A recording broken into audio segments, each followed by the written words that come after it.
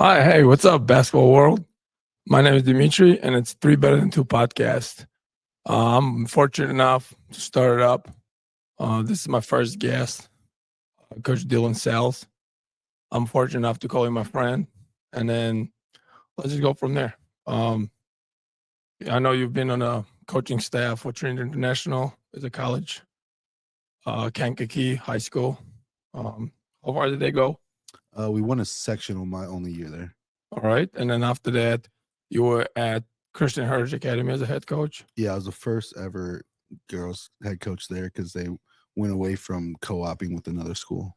And you had a really good record, right? Yeah, we only played 13 games, but we went 11-2. Yep, that was great. And after that, you were at Carmel Catholic and with me, and then we won regional our first year. Yeah, we try to forget about those years as went on, but it was a great time. All right, and then the last one you were with St. Ignatius, and you guys tell us about that. Yeah, this was the first year that they were able to go downstate.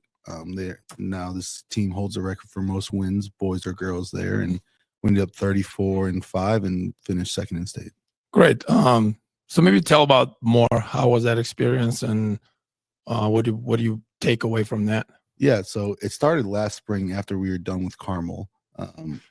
Our boss was kind of looking for another job for me to do, and we really just saw that 4 of our girls that play for our club team were at the same high school, and they had an unsuccessful year before. So, I ended up just connecting with the coach, and there was all about just changing the energy and like getting everyone there for the same purpose. Last year they had like a Division I player, but she was all about herself, and this year we all like stayed for one goal, and our best player, Reagan Reardon, is going to go to Army, and she averaged 21 and 10, but it was never about her. She didn't know that she broke the single season scoring record. She didn't know that she's the all-time leading scorer.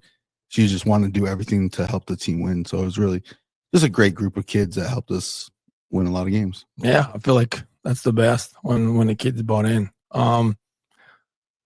Let's do this. I actually admire that you have a very good thing that you think about every player on the team, from the superstar to the last player, the people who don't play, the walk-ons, and you have a big heart for those players. And that's something I think every coach saying they do, but you do that. You find that role for every player. Tell me about that. How did that come to it, or how did that shape for you to do that? Yeah, luckily, like growing up, I got to play all different types of sports, but that also meant that I got to play every different type of role, from being someone who was just on the team just to be an energy person on the bench and love everyone, for being the best player on the team. So then I was able to see all those roles. And then really what I'm about is helping everyone find their place in sports, right? Sports has been great for me all my life, and it helps you, find who you are, grow up, go through some adversity. So I really just try to find, whatever skill level kids have, they could find their home in the sport. So you kind of just look at what they do successfully, or what anything type of role that the team needs, and you could always fill that with any type of player. And all you gotta do is encourage and build them up, and then they're gonna find joy in whatever role you give them if you praise them and encourage them in that role. Yeah, no, I feel like you're doing really good at that. And again, that's something that I or other coaches look for it, right? Let's do this before we kind of start going into it. I just have a few questions, and maybe take time to think about it. Yeah. What is a cartoon or book or TV character as you most like, and why? Because it will help me and audience just kind of maybe understand you better. Yeah. Wow. A cartoon book kind of comic that I used to read growing up was Captain Underpants. Right. And who it was is he was like a principal by day, and then these 2 little kids like kind of hypnotized him into being the superhero that rocked out in his underwear. Right.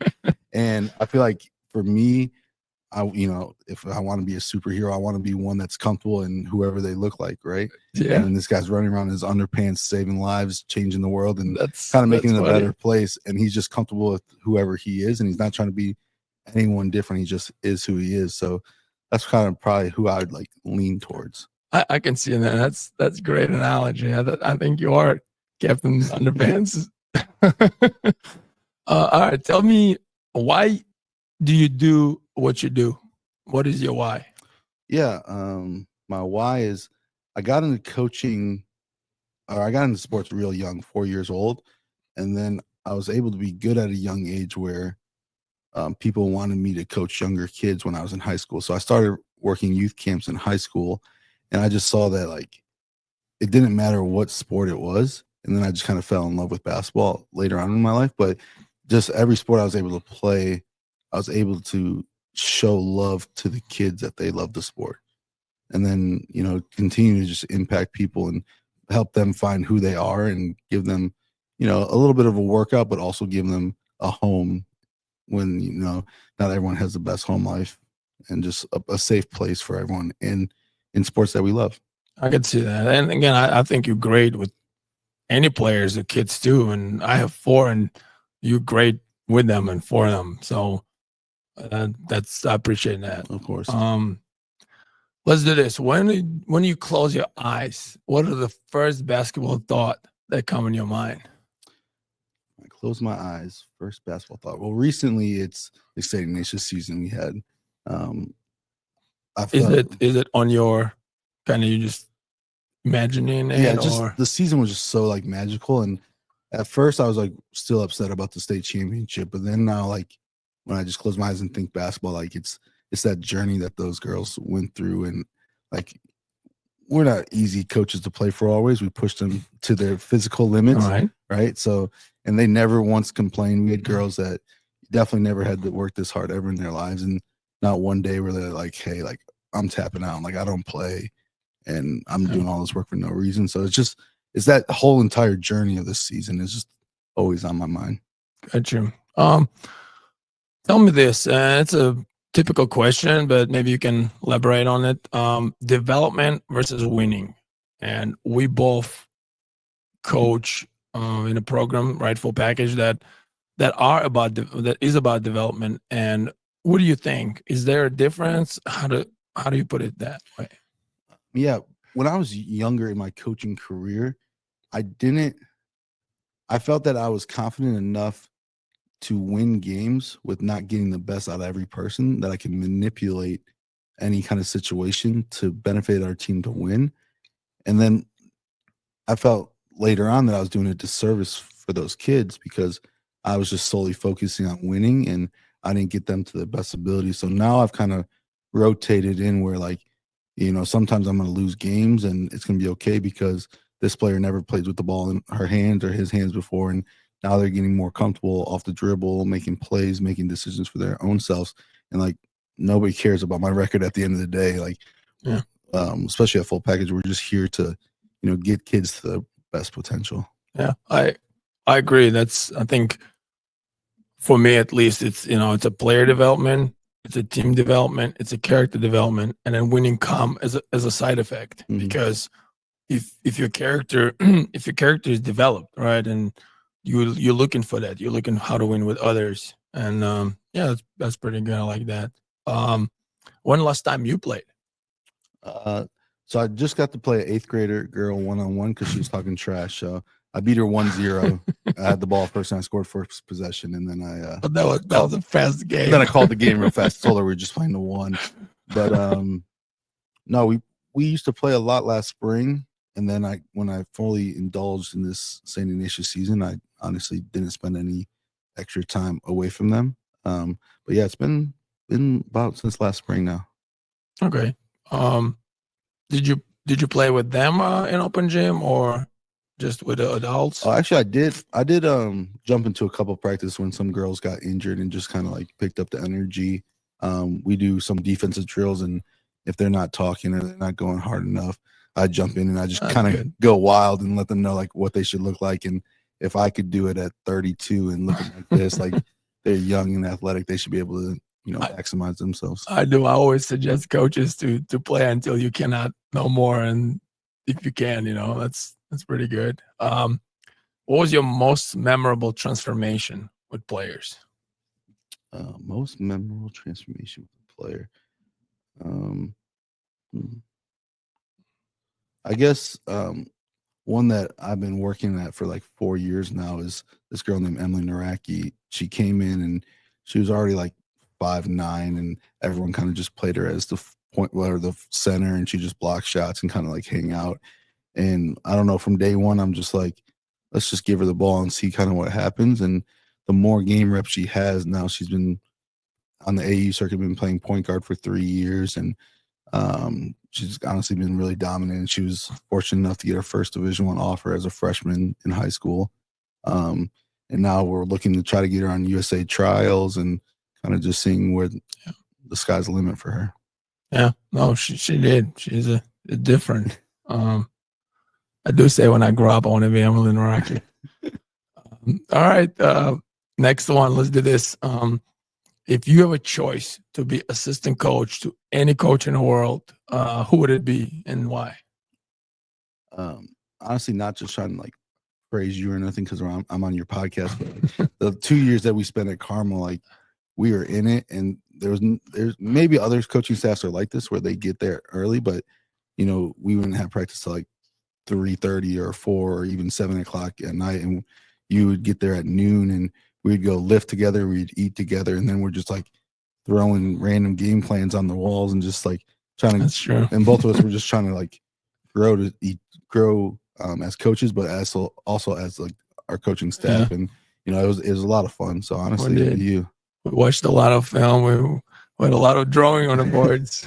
That was good times. Do you have coaches that influences you and maybe your coaching style? Maybe you watch somebody and you start studying them, and who is it, and what's the style or how they influence you? Yeah, I started reading Coach Wooden books way when I was a young kid, and just the way that he like kind of communicated with his team, it's kind of impacted me a lot. Of just like, you know, it really isn't like nobody's trying to mess up. Everyone's trying to go for the same goal, and everyone's just trying to, you know, be who they are in sports. And then like I've been to Shaka Smart's practices a couple times that we went to a couple times, and just the energy that he coaches with that practice is where I try to build my energy as well. Yeah, he's great. He would jump in them drills, especially in conditioning, and beat some players, which is pretty impressive. All right, let's move a little bit to the other topic.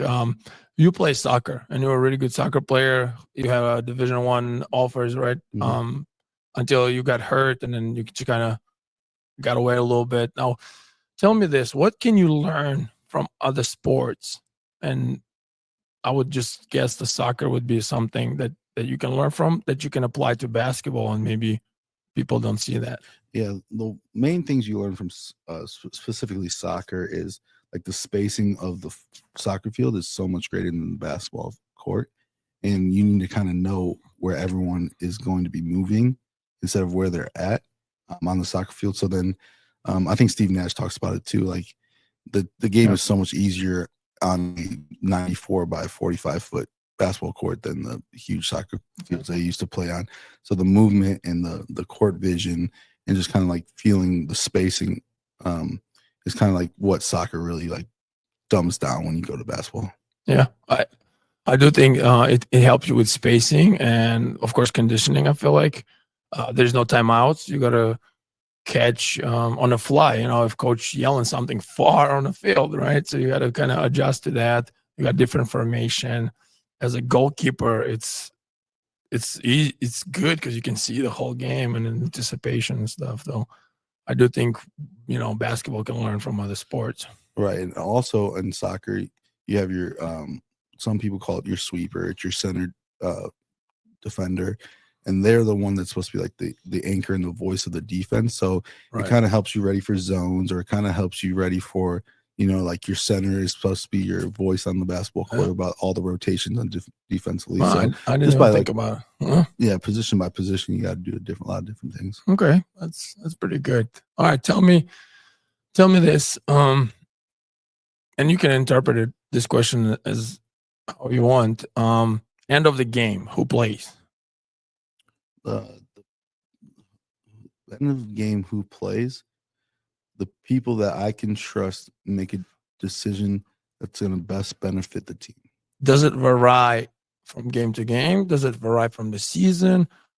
Are you trying to go for a win, like we said, or maybe somebody need to have those repetition to be there? Yeah, I think it definitely depends on what kind of games are we in. Are we going to a one-day shootout and we're just trying to get everyone better? Am I going for the state championship at St. Ignatius? Okay. But it does kind of go game to game. You got to kind of feel the flow of the game. Like maybe one of your bench players has come in, hit some big shots, and one of your starters, it's just not his or her game at that moment. Like, I kind of just feel it out. I've been able to be pretty decent with just like the flow and figuring things out on the fly and kind of just going with what's working at that time. That's fair. That's good. Describe perfect basketball. My perfect basketball is we used to play a lot of 3-on-3 FIBA rules, playing fast, no checks, game never stops. So if you can manipulate that into a 5-on-5 setting where you're not really calling a lot of plays, and your team is just like playing in flow state and just like really enjoying it, the ball's moving, and then they're just like communicating and they have joy in the process. Did any of your team maybe got to it or close to it? I would guess it wasn't CHA, but do you think any of your team CHA was right there? When I had Emily Naraki in 7th grade, there was one tournament that we played in the 8th grade bracket, and we ended up beating the other full package team, 8th grade team, in the championship game of that tournament. And it was just like anything that came their way, they were just ready to attack it. I just kind of stood on the sideline and was able to be a cheerleader and just enjoy the moment. And like any type of problems came up, they just fixed it on their own and they just kept on going crazy. And it was awesome to see. What was that, 4 years ago? Yeah, 4 years ago now. Nice. I still remember. That's pretty cool. Let's move to a little bit different. Tell me about, what are you studying right now about the basketball? Like, is there anything you're looking for? I mean, you know what? Maybe it's not a basketball. What are you studying right now? What am I studying right now? Or learning, maybe? I guess I'm trying to learn to not. What am I learning right now? It's kind of crazy. I was trying to say, like, it's not terrible to lose games, right? After we lost the state championship game, our point guard said that we're not upset because we lost the state championship game. We're upset that we're not going to be together every single day the rest of this time. And that kind of like hit me hard because I was like, oh, like I just messed up. I didn't get the girls prepared. I was terrible on the sideline. You were thinking about the result. And then like the girls didn't even care about the result. Yeah. And it's like being okay with losses because of the process that we all had and, you know, what it was really all about. And it wasn't all really about winning a state title. That's a good lesson, right? On the highest level. That's the highest you can get in state with your high school. And then girls would always remember that other things, you know, and that's what makes it special. What do you think new things come into basketball and then maybe drastic change in the future? Well, because of the way people play shooting a bunch of threes, I think cutting off the ball and constantly just moving is the new kind of era. Like you just got to keep moving. And I know a lot of people are like, well, if people are always moving, you're cutting into different spaces and the spacing isn't great. But if everyone's just standing around the 3-point line and only guarding it like that, that means the paint and the back doors are kind of wide open. You got to do it with purpose, you know? Yeah. I think I told you before that that new head coach from Memphis, and he was assistant coach Salo, he had that system, you know, when they incorporate transition a lot, and then they do a lot of cutting without pick and rolls. And he did for 2 years in Paris, in EuroLeague, in Europe, and he was very successful. And that's why I think few teams try to get him on the staff because it was something new, because everybody's a pick and roll heavy, and he was about cutting and rotating and understanding like baseline drop. It's a 45, it's a circle cut, it's a dump. You know, if you go middle, like the guys circling around and lifting and drifting. So he was really good at it. So if you want to study that would be interesting. Yeah, that'd be awesome. And obviously, like 3 is better than 2 is the podcast, right? So we That's still want to right. shoot threes, That's but right. We do. the way to get people open is to actually start cutting a lot more, and then the X out situations happen. You get wide open threes. Yeah, and then like I said, I realized that playing through like short corners, because people was cutting and we were past them, and it just flattens out defense so much, and then it just opens up all these cuts and threes because of that when they get the ball. And I think Steve's been about it for a few years, I would say. And then Boston Celtic is the team I saw kind of accidentally does it because of Holiday was cutting. Drew Holiday, but it ended up like this whole new concept that can be there. What do you think? What are we not talking about that is big in basketball? I think how positionally things have changed so much where now your point guards are posting up and getting the paint and playing off 2 feet. And then your fives are out there just like jacking up threes Wembanyama at 7'11" out there just shooting threes. Yeah. Just a change of like it's positionless, but it's kind of like the positions have just like switched, and your fives are playmaking. Jokic is doing crazy things with the basketball, and your littles are just posting up now and just throwing their strength. And do you think it's switch, or it just everybody became capable of and the skill wise set? So then you just find people who actually gifted playmakers on any position or gifted shooters on any position, because I think, excuse me, Cat, one of the guys who a really good shooter. So why wouldn't you? What do you think? Do you think it changed that way or just scratched out? Yeah, I think honestly, trainers have realized that if my one kid could only do one thing, there's always going to be somebody better than them at that one thing. So don't just settle in for what they look like they should be good at.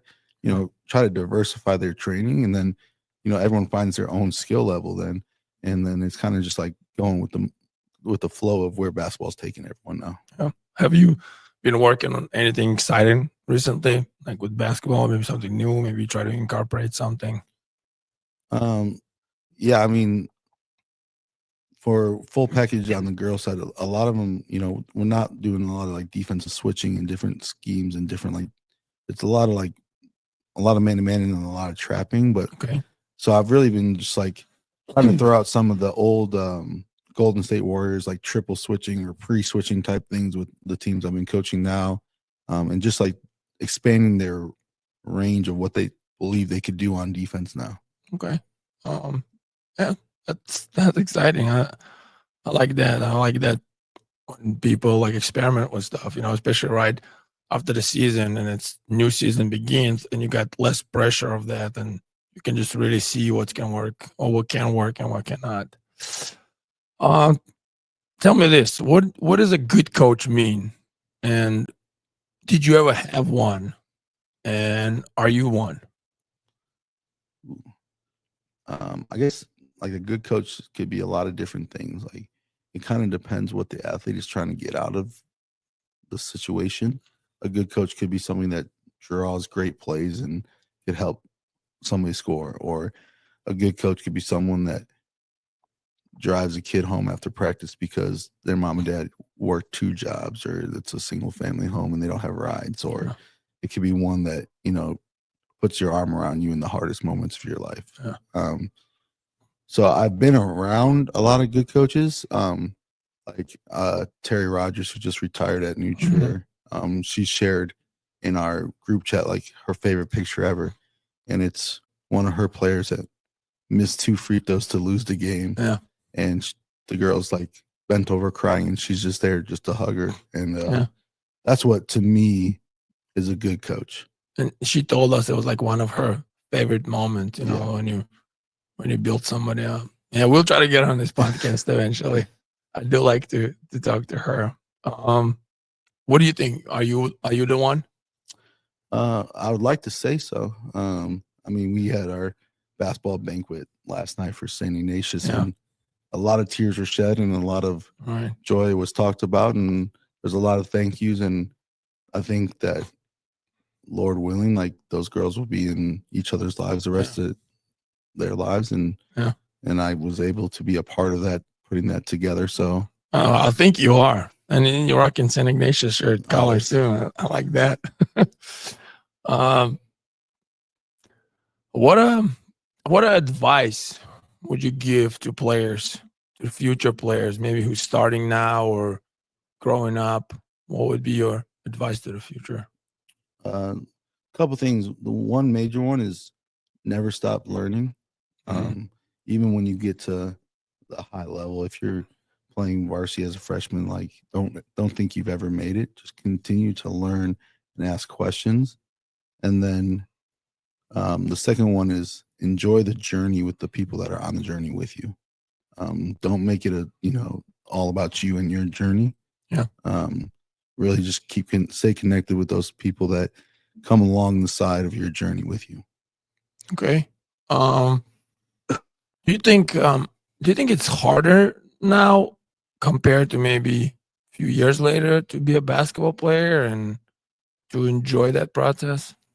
I think there's so much pressure at such a young age now to be a good at any sport. And I think so many people now with social media are finding their identity in being just great at sports, where you got these people that are ranking 37 kids, like 3-year-olds or 4-year-olds, like number one in the country. So now there's so much pressure for the family as an image because my kid is not ranked or all this. So there's just so much pressure that it takes away the joy of it.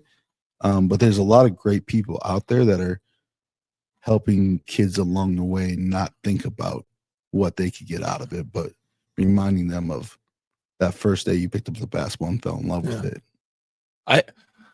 I do believe that a lot of parents, because they have a sources now to have a trainer, maybe drive people to the team, maybe put them on some team or something like that, have this pressure where because they have resources and their son or daughter are not good in the basketball, it's like they fail in them for some reason. And to be a good athlete or even a good basketball player, it's just so many layers, so many things.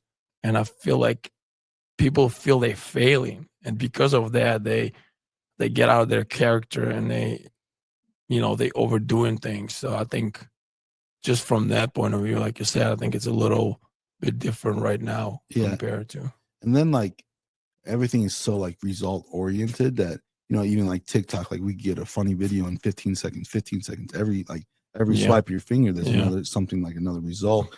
So like going through the struggle of it might take some time to actually be good at basketball practice. Dopamine award versus patient, right? And that's you mentioned earlier too about the development versus winning right now. How can you be patient? Because the world does or is changing now to that. The reward now. Can you lose 20 pounds today? Can you do this tomorrow? We can get you. Everything is just thrown at kids, and they're missing out patience. And patience is a virtue that not a lot of people have right now. So with that being said, what would your advice to parents would be? The one that I've always heard the last couple of years is allow your kids to fail. Yeah. Because you're not going to be able to get them out of every failure the rest of their lives, right? So let them fail early and let them fail a lot and let them start figuring things out on their own. Obviously, like if it's a dangerous situation or coach is an idiot or what it is, like you got to get them out of that environment. But it's okay to have a little struggle and a little failure in your life, because that's when you grow the most, when you're at your lowest points. And that's, that builds resilience. Right. I do think, a lot of people are like, oh man, we lost the game by a lot. Well, it's great. What's next? Are they going to come next day to practice and go harder? Did they take them out? Like, are they tough kids who end up, just understand what do they need to change? Right. Or they're just like, oh man, that's it. That's not mine. Or I cannot do that. Or let's just go to the C bracket and win there. Right. So I feel like a lot of times players get tested, or especially in our program, where we throw them in the ocean and let them, swim, let them figure out how to swim. And we're there to help them, but hey, you gotta learn how to swim. So on to that, I said to parents, be a passenger, let the player drive the process. Yeah. good. What book do you suggest to maybe your players or coaches on your staff to read that maybe can help understand psychology or maybe something else? Yeah, the book that really helped me when I was coaching at Trinity International, Coach Greg Miller gave it to me. It was called The Energy Bus. And it was like one of the times I was at, one of my lows, like kind of like, I'm trying to get out of coaching. Like this isn't fun anymore. We're not winning games and everything. And it was just like, it changed my mindset about like being good at things that help other people out. Yeah. Like it doesn't matter your success as long as you're helping other people out and you're doing it with joy. Like somebody always has it worse than you. And if you just keep trying to help people out through the whole process, the Energy Bus is the main one. Obviously the Bible, but it's tough to figure out where to start always in the Bible. And whatever you start, it doesn't stop. Right. Those are the two books I recommend to everybody. Yeah, no, Coach Neil from Marquette recommended me that book a few years ago, and I read it, and I like that. I understand. What about, you said wooden? You read some wooden books? Yeah, I've read them in high school, so I couldn't even tell you what the names of them were. When you start coaching, you start reading those. Yeah. Oh, he was, I heard that he was about self-development, so he would never scout teams, and in their practices, they would just work on skills to get better. Right. And then he was one of the winningest coach. Like how many games in a row they won? It was like 64 games. Yeah, some wild numbers, right? I don't think anybody can repeat that. So yeah, that's interesting. Anything else? Any other books maybe you want to read and you didn't get to it? There's one about Red Auerbach that I just got for Christmas, but I haven't really had time to read it. Steve really said it's a great one about could you repeat which one? Red Auerbach. It's like about the relationship with Bill Russell. And Red and Me. Yeah, Red and Me. That's the one. It's on my shelf right now. I just I read it. It's interesting because it was before this players coach interaction. It was always like a hierarchy where it's a owner, coach, player. So whatever you do, they kind of do it. Right. And it was Red Auerbach was one of the first guys who psychologically came to it, and he was on a even with his players, and it was interesting. It was one of the first one, and clearly a successful coach. So that's been on my shelf. I just gotta get to it. Oh, it's a good book. You should read it. What are your recent goals? What do you try to do with basketball, maybe in near future? Yeah, I've been thinking about it a lot. Since I've coached college basketball, my goals is always try to get back in college basketball. But at the level I coached at and the success we had there, the resume doesn't always look that great. So I really just want to stay in coaching and helping as many people as I can. I know I'm trying to finish off Emily's career here in the next 2 years, and then I honestly want to start coaching the kids that don't have admiration to go Division I, but just love basketball and want to play just for that love. And those are the kids that I've been able to connect well with, and it's just finding their home in sports is just something great. So as many kids I can coach at that level, that's all I want to do. Yeah. No, and that's exactly what I mentioned, that you got that heart for the players like that. You just always find them and seek them and connect with them. Let me ask you this. Film is a big part of basketball, right? And then coaches, players all say, hey, you watch film, do this, like cuts, whatever it is. What do you analyze, or how do you analyze the film when you watch it? What are you looking for? I just look for tendencies of what is the other coach calling a lot? What plays are they finding their most success for when I'm scouting teams? So when you scout other teams, that's what you're concentrating on, the calls, the patterns of the stuff they run? Movements, and then obviously who's their guy?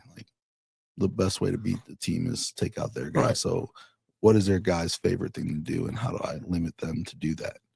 And then when I'm watching my own film, I'm trying to find out why things aren't working, and the things that are working, how do we do those more with not only showing those things. What stood out recently, maybe this season, that you end up watching and maybe didn't see in the games, and then you maybe suggested to fix it or fixed it or something got better? What do you think stood out for you? especially with Ignatius. At first, our defense was like something really outstanding, right? We beat the reigning 4A state champion and the 3A state champion. We were able to beat those just like by grinding out defense. And then there was a little lull through the season where we were just trying to outscore everyone. So I was going back to see like what was happening on our defense, and then we were back to our help line wasn't as tight. Our ball pressure was like, we don't have to be there all the time. Right. And then like what really helped us is we showed our best player like how poor she was at finding the helpline and how more steals she got at the beginning of the year than in the middle of the year. And she averaged 3 steals a game, going from like February 1st all the way through the rest of the year, just because she got back on the helpline and got easy steals. So the team kind of created bad habits because they were successful at some point. Yeah, they got a little comfortable and just like.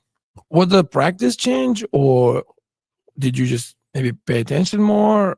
Like what happened? What was the process? To make that change, we really got back to, we do the drill like 3 stops in a row or 4 stops in a row. Okay. And we went away from it a little bit in the middle of the year because it took a little toll on the girls' bodies or whatnot. But then we're like, we're going for something that was made us successful. Right. Our defense is literally what got us all the way here. So if we have to take a day off extra or something like that, or roll out or do some stretching circles instead of shooting as much, we still got to get our defensive stuff in. Gotcha. What about, how do you measure progress, and what are the tangible things that you can trace that can help team or player? A couple things we did is we did shooting drills every single day, and then we started like cutting down the time they had to do certain drills. So certain makes? So we did, the pass back drill. Okay, yeah. Right? We did we called it warm-up shooting this year. We started with, they had to make 10 from each spot mid-range, 1 dribble pull-ups, and then 10 from every spot 3. Okay. And I was like, okay, I don't know if we could do this in 10 minutes, but let's throw it on 10 minutes or whatever. Gotcha. First time they did it was like 6 minutes. I'm like, okay, that was amazing. I didn't think they could do that. Right. End of the year, we did it under 3 minutes. Okay, gotcha. So you kind of moved the goal up a little bit. And then we always kept the same numbers to make, but just like, hey, you got to make it in 2:30 or you got to make it in 3:30 or whatever it was. And that we had on the clock. And, they ended up loving that drill, and they ended up like going faster than game reps and actually like kind of getting out of control sometimes because they wanted to be able to beat that goal so fast. Gotcha. But then it wasn't really measuring like, are they making more shots? It was like they're wanting to do something successful together and at the fastest time they could do it. Interesting. What about in the game? Let me give you an example. You probably remember that in our games, we end up figuring out that if we have a 2 single-digit defensive quarters, then we won every game but one. Right. The 2 seasons we were there.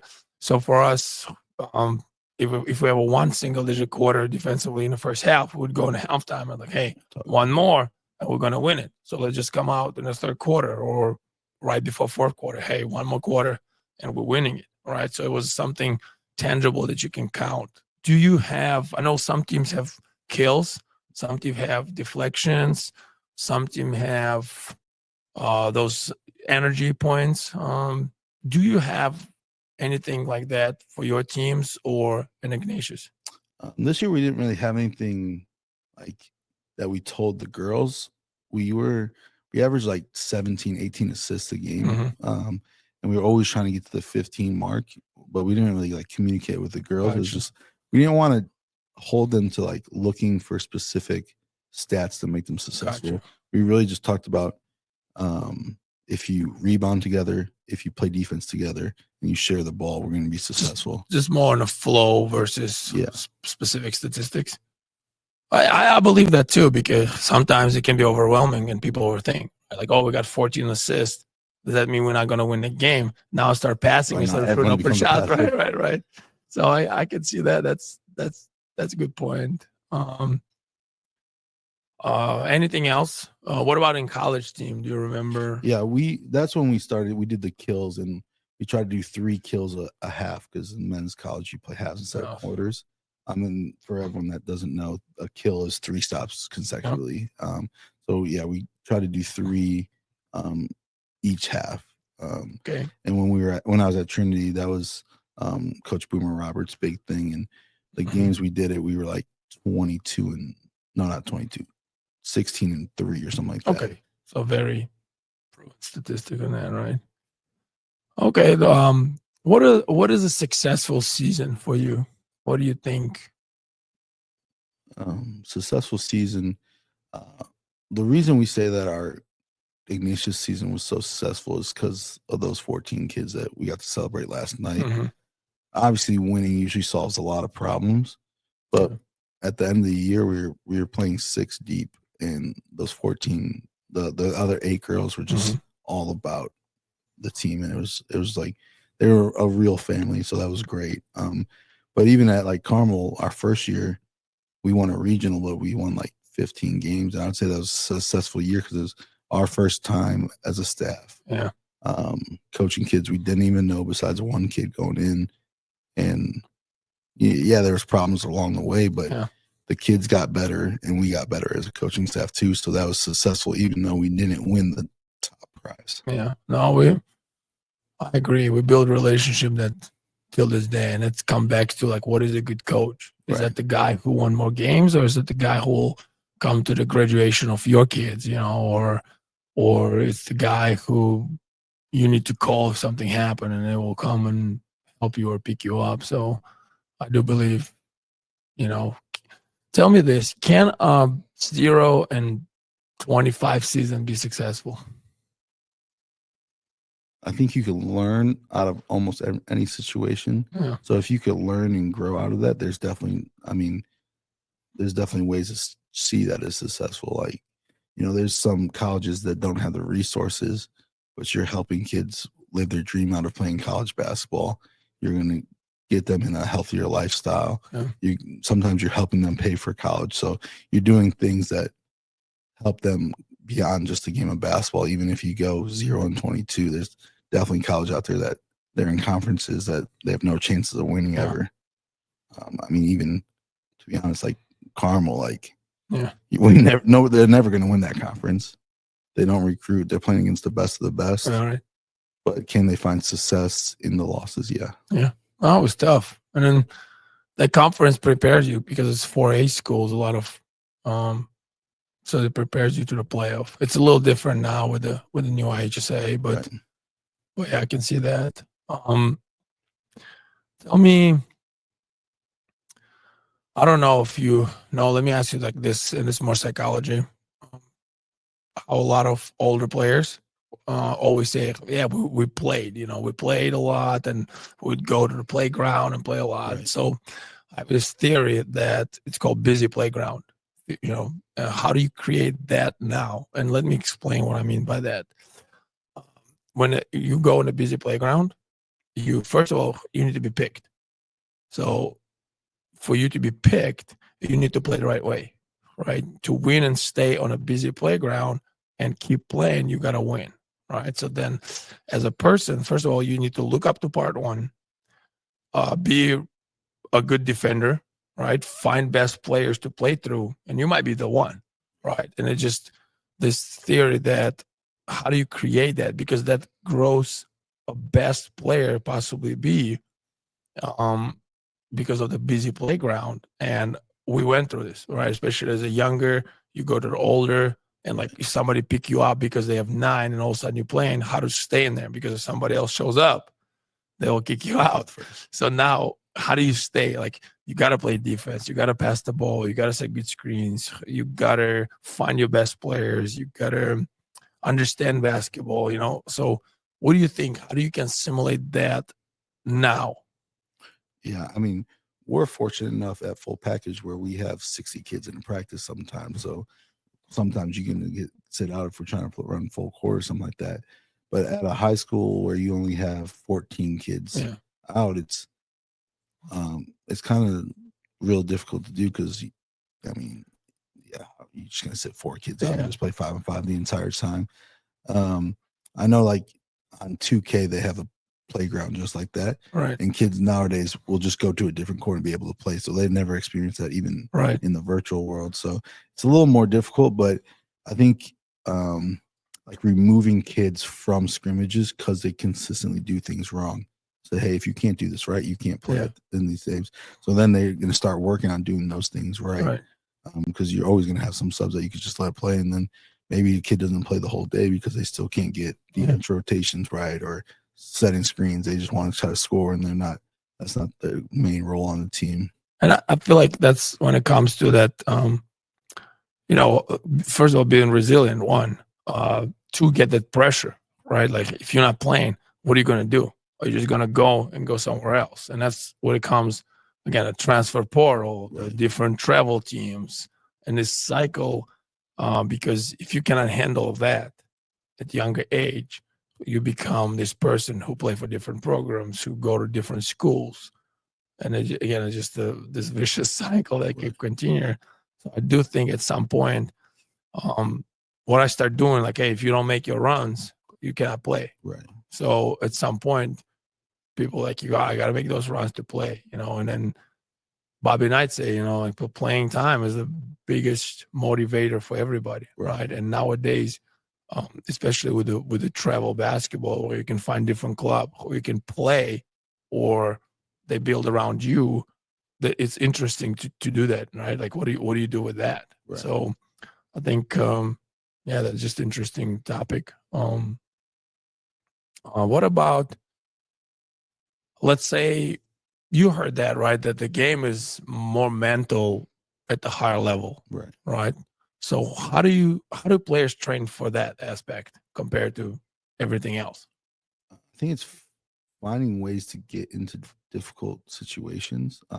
A lot of top high school kids find some trainers that will just like praise them all the time, right?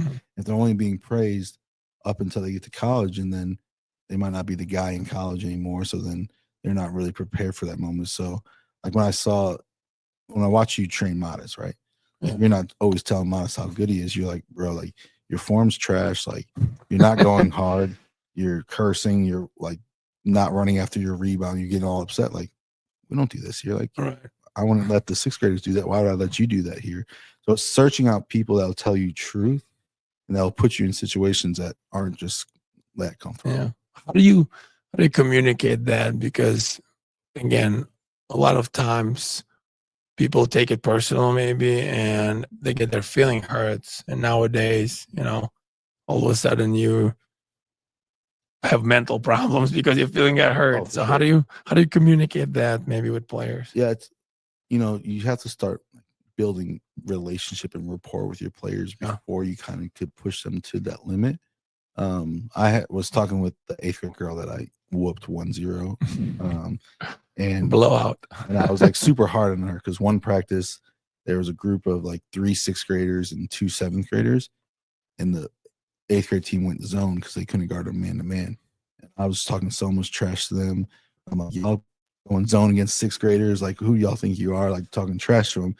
And then the next week, she was in games with varsity high school kids and a couple kids that got D1 offers, and I'm like, hard on her there because she's like feeling sorry for herself because she's not competing at that top level. And then I just like after one game, I just sat down with her. I was like, hey, I'm hard on you in these 2 situations because in the first situation, y'all were too good to be letting the 6th graders hang around with you. Yeah. But you didn't turn into like that killer that you guys could be. And now I'm hard on you in this situation because we put you in this game because we believe you're at that level. You can do that, right? So then building that rapport there, some parents don't always like the way that they're going to be coached because it is what it is. But me building that rapport, next time she plays 6th graders, she's going to go kill them. Right. Next time she's in that same open run with college kids, she's going to go and compete as hard as she can. Right. What do you think players can do? What do you think players can do for working on their mental, toughness or something? I think setting high goals for yourself and like shooting drills, and then giving you a punishment if you can't make those high goals. Like, hey, I need to make 10 threes in a row by myself in 2 minutes or whatever it is. And then, okay, I didn't make it. I got to do push-ups. I got to run down and back. I got to keep pushing myself because I'm not always going to be successful. And just finding ways that you could struggle. Are there any ways maybe they can read something, literature, or maybe they watch something, maybe outside of the court that they can work on, like we said, like the mental state or resilience or, like something to help them with the game kind of outside of the court? What can they do? Yeah, I know like there's a lot of people that in the games they like put a lot of pressure on themselves. So I know there's a bunch of probably great books about that, or there's some videos of ways to, slow your heartbeat down while you're playing Breathing, games yeah. and doing your breathing stuff. A bunch of stuff probably on YouTube you can find all that. Okay, so just kind of research that. I just thought maybe something. Yeah, no. What about since we go there? What would you suggest players to do other sports? What sports you would suggest to the basketball player that they can improve on their basketball? Because the research has been done. Players who play multiple sports actually end up being really good at the sport that's not their main in a young age. Right. And I'm a big believer for multiple sport athletes, as long as they're not getting distracted because it teaches different things. What would you suggest for basketball players? Well, obviously I'm going to pick soccer Of because course. it's the greatest sport ever. But no, it just, I mean, for conditioning wise, it opens your eyes so much more. It's, you have to make decisions on your own because you ain't going to hear the coach. The coach, if you watch like a lot of coaches, in soccer, they sit down the entire game. Yeah. Sometimes I see like they showing maybe signs, something. Yeah, and maybe that's like a change of formation or something like that. Right. But like you're really not going to be able to hear your coach on the sideline, Right. and all the adjustments will be on to halftime. So playing professionally 45 minutes straight without a coach telling you what to do. Mm-hmm. I know rugby's kind of been this new sport that you get to play through contact. And like new for you, I don't know. No, new for for us Americans. Gotcha. That's been coming around, and it's been like helping people like get through contact, playing physical, like hitting first before you get hit, kind of thing. Right. What do you think about individual sports? Because I feel like that helps players to diversify their not ability, but just the level of preparedness. Because individual sports, it's all about you.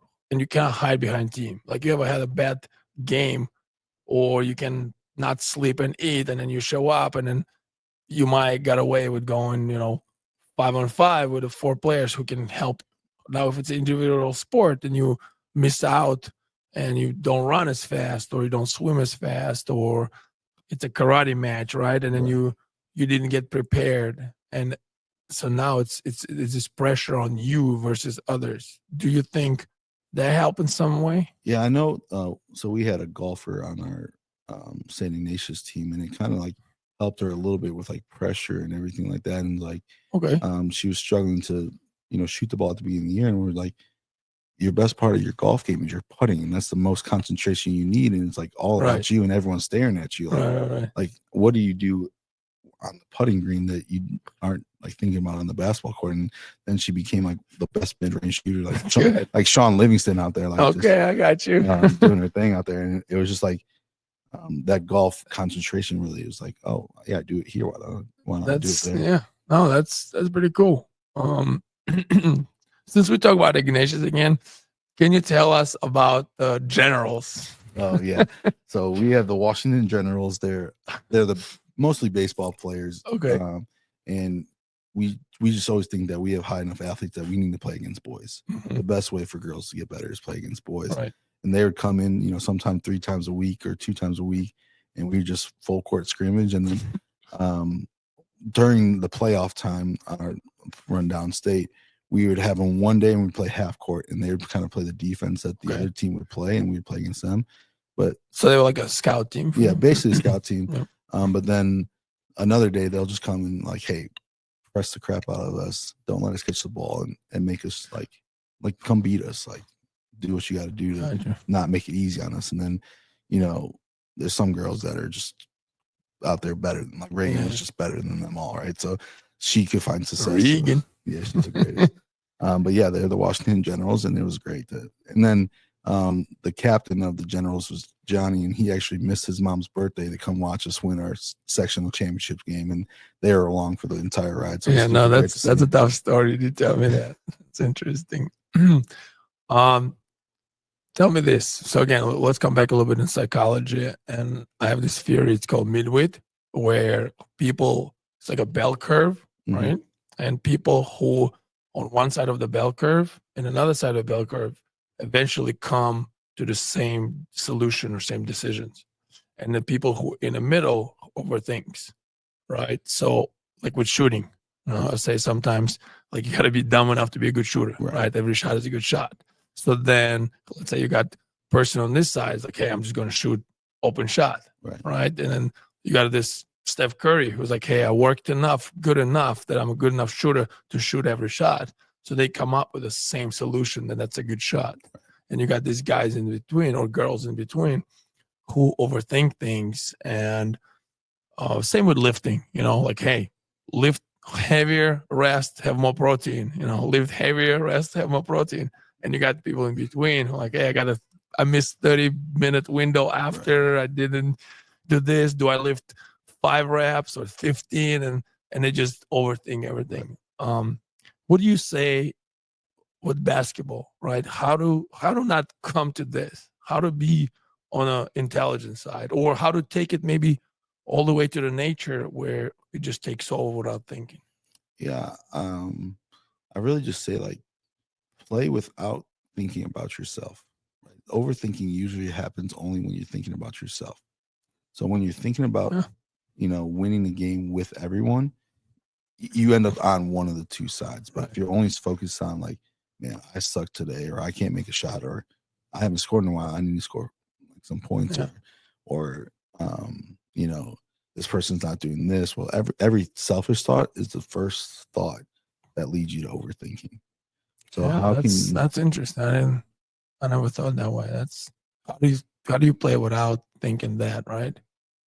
Yeah. Tell me about your staff on St. Ignatius. Because I saw you guys interacted really well with the head coach, especially. Like I felt it, and I saw it at the games and the film. Tell me about that. Like, why was it special?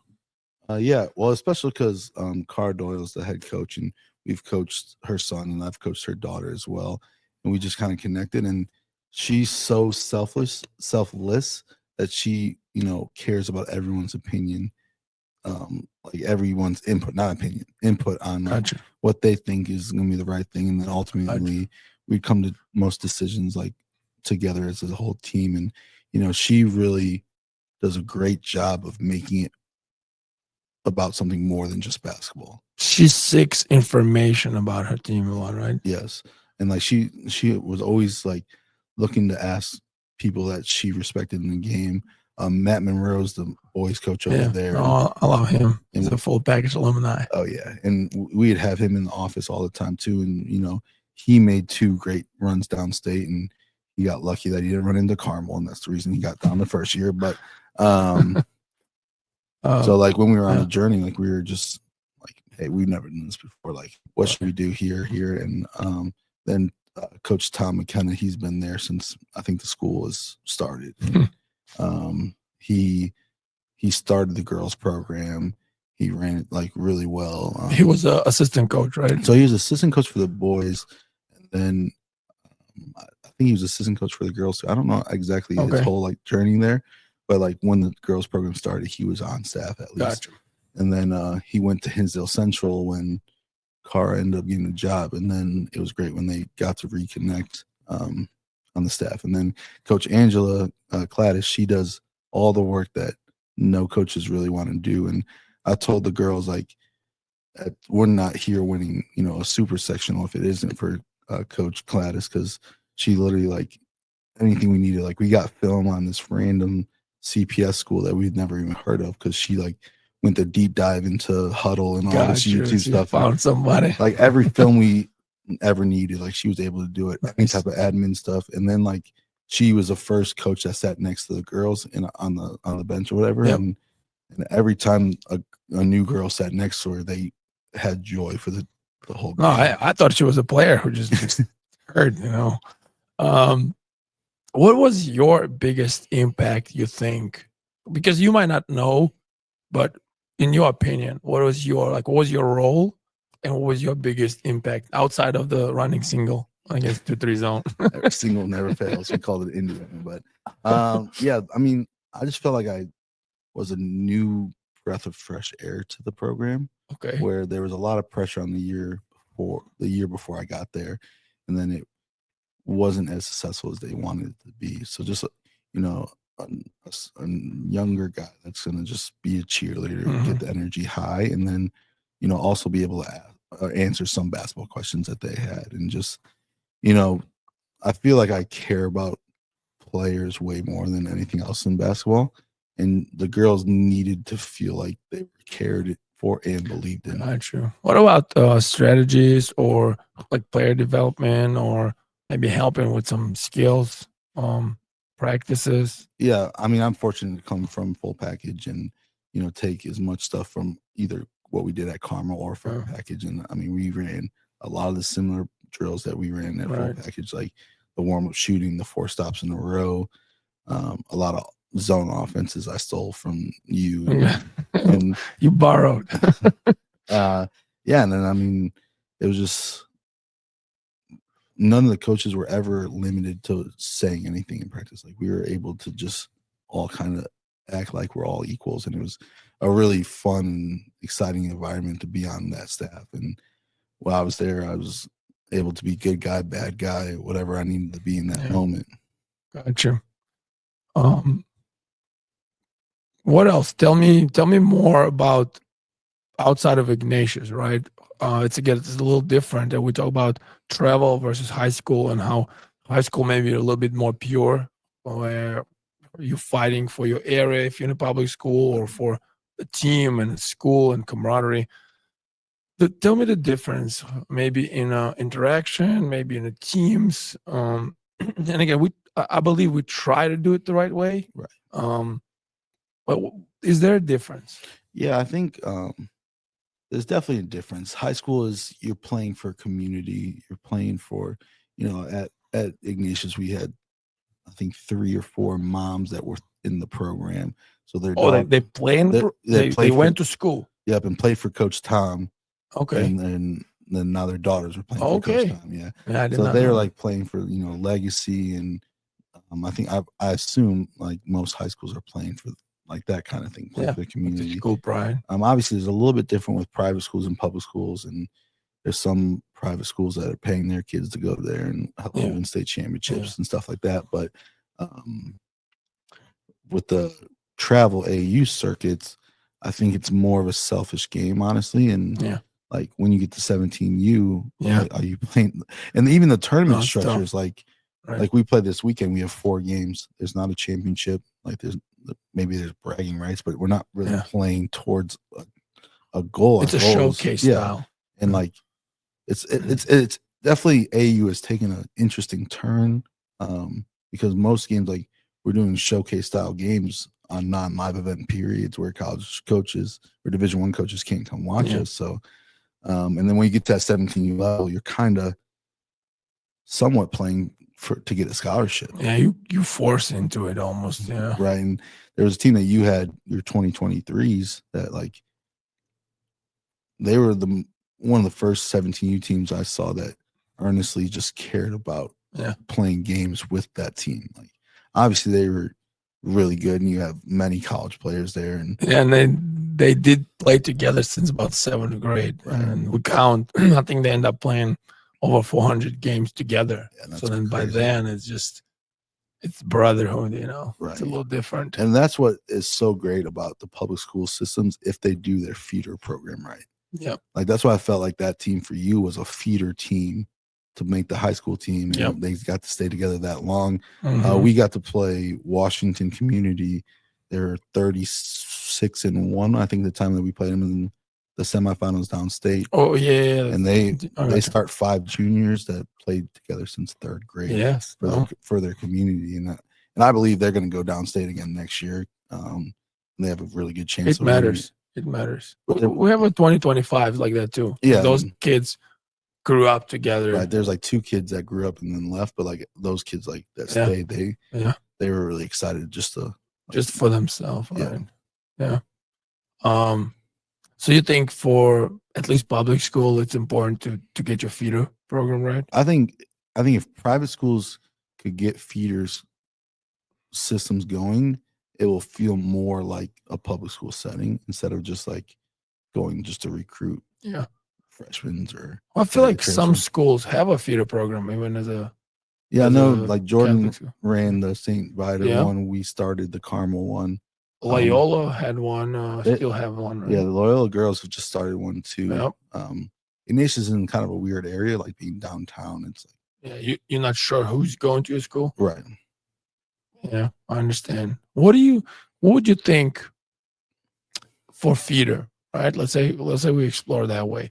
What do you think is important to teach kids all skills how to play basketball or mold them in the system in high school? I think a little bit of both. Like if you have the same high school coach for 97 years and they've still run the same system, like Yeah. maybe teach them that system Right. growing up. But in the feeder, you don't know who's going to grow. You Right. don't know who's going to stop playing. You don't know Right. like anything, or maybe like your tallest kid, like how you guys kind of had Big Mark, like Right. he was taller than everyone, but there was a chance that he stopped growing and everyone else like kind of caught up to him. So you guys put the ball in his hands early and he was able to, turn into a Jokic type. So you don't want to box the kids in at an early age. So especially like if you do feeder starting 3rd, 4th, 5th, 6th grade or whatever, let everyone play every position and let them learn every position. 7th grade, it gets a little bit more serious, and 8th grade, they need to know what they're about to try out for in freshman year. So, and then also I know it's not all about the parents, but the parents could have an argument that you didn't give their kid a chance growing up through feeder because you put them in the box and then they never grew. Yeah. So then you just kind of break away from some arguments that parents could have as well. Just giving everyone a chance to run every type of position, and who cares if your feeder loses? Yeah, no, that's true. There might be a state championship with feeder, but nobody really. Yeah, or vice versa. They might be winless in feeder, and then by the time they learn how to play and then go to the system where they belong and understand how to run it, they're ahead already. Tell me, is there anything that we didn't talk and maybe you want to mention or? I just think a big thing is, we talked a little bit about it, but helping everyone find the right spot in basketball. It's not all about making money. It's not all about winning championships. It's about finding a home for every single person. I think it's something that we've been doing a great job with, that full package, and we're continue to grow, and we need to find more coaches and we need to find more gyms too, because like we have kids that have never even played and they don't even make their high school teams, but they're still signing up to play for us and going as hard as they can just because they found like places to feel comfortable, and basketball is just a result of that. We have a great stories of kids who did not make their feeder teams or their freshman teams, and then they end up playing varsity, or kids who didn't make high school team but end up playing college. So there's stories like that, and for those kids, we do that. Yeah, if you want to talk about Jimmy's story, Jimmy Gavin. Yeah. Oh, he's known now, but he never played for his high school team, and then he ended up training with us and going to Parkside. He ended up going to open gyms, and then he ended up going to Parkside, and then he transferred to Bradley and then Winthrop, and he, I think, dropped 47 on North Carolina State, and had to play in G League for Orlando team, and then he ended up playing in Europe a lot. So he's well known now in Chicagoland, but he was one of the kids that the story turned out to be great, for the guy who never played high school basketball in his life. Tell me this. So for the future, I want to have this tradition and leave the question that you want to ask for the next guest? Ooh, that's good. All right, next guest needs to answer. If you're going on a road trip and you stop at a gas station, you could get 1 chip, 1 candy, and 1 drink. What are those? What are you getting? All right. I'll ask the person who's next. Thank you, Dylan. Thank you for having me. All right.